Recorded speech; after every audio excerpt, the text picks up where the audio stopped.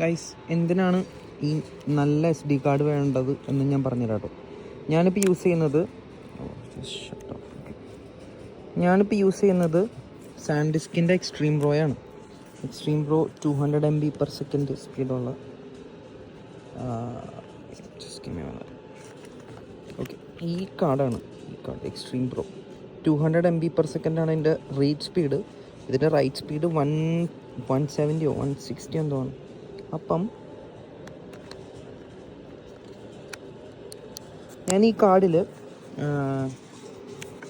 കാർഡിട്ടിട്ട് ഞാൻ ചുമ്മാ ഒരു ഹൈ സ്പീഡ് ഷോട്ട് അടിക്കാൻ പോകണം. അപ്പോൾ ഞാൻ കാണിച്ചു തരാം എന്തിനാണ്.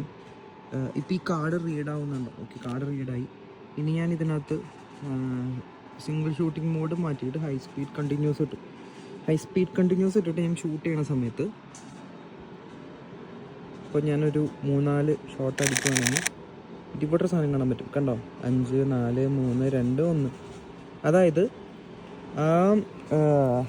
കാർഡിലോട്ട് ആ ഫോട്ടോ സേവ് ആവാൻ എടുക്കുന്ന ടൈമാണ് ആ കാണിച്ചുകൊണ്ടിരിക്കുന്നത്. ഇനി ഞാൻ ഒരു ഫോട്ടോ എടുക്കുകയാണ്, ജസ്റ്റ് ഒരു ക്ലിക്ക്. കണ്ടോ? അത്രയും ഒരു ഡിലേ ഉണ്ട് നമ്മൾ ക്ലിക്കിങ് ആൻഡ് സേവിങ്. അതുകൊണ്ടാണ് നമുക്ക് ഈ സോണി ടഫ് അല്ലെങ്കിൽ ഇച്ചിരി കൂടെ റീഡ് റൈറ്റ് സ്പീഡ് കൂടിയ കാർഡുകൾ വേണം എന്ന് പറയുന്നതിൻ്റെ ഒരു റീസൺ.